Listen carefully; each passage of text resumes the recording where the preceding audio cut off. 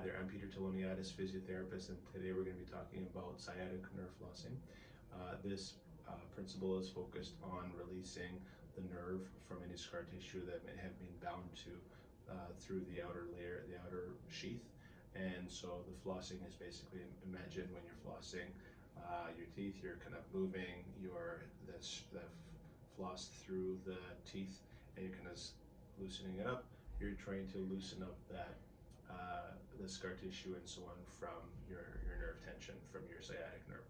So the sciatic nerve is a nerve that runs down from your low back, down the leg, from your hamstring, and then down to your back of the calf, maybe even to your foot, which we oftentimes call sciatica. This is not appropriate for when you have sciatica, when you're in an acute stage. It's more appropriate when you're in the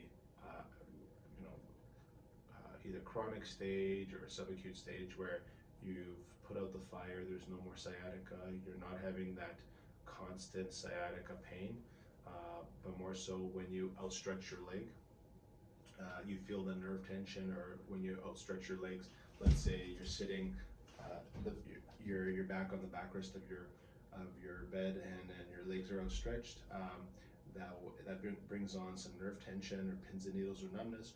Or even when you are sitting on your chair with your feet on the ottoman, you can kind of bring on that nerve tension. So by releasing that scar tissue that's bound to the sciatic nerve, you may be able to provide more fluid movement for that nerve to glide, but also by doing that, you're also able to kind of get blood flow to that nerve so they can regenerate faster. So the way that you do it basically is you want to be sitting in a chair, ideally one where your feet are dangling, but either a regular chair will do. And you're going to, let's say you have issues on your left side, left sciatica, or even kind of left nerve tension. What you're going to do is you're going to coordinate the movement of straightening out the knee with the head, and then bending the knee with bending of the neck. And you're wanting to not stay in any position for any period of time. You're just kind of moving those two body parts in sequence, so that you're able to kind of get some nerve coordination. And the idea behind this is, as you straighten out the knee, your sciatic nerve will be tensioned and now bias the sciatic nerve movement. But as you flex the knee, that slackens that sciatic nerve. And by doing the neck bending, you're tensioning your spinal cord. So by doing this motion, you're able to kind of move the tension to bias either the periphery or the central spine. And so you want to do 30 repetitions of that. That would be considered a nerve glider. Nerve tensioners are what you build from that exercise. If you want to progress it, you can progress it. Let's say you've been doing it for 2-3 weeks and you're not really noticing any real change or so.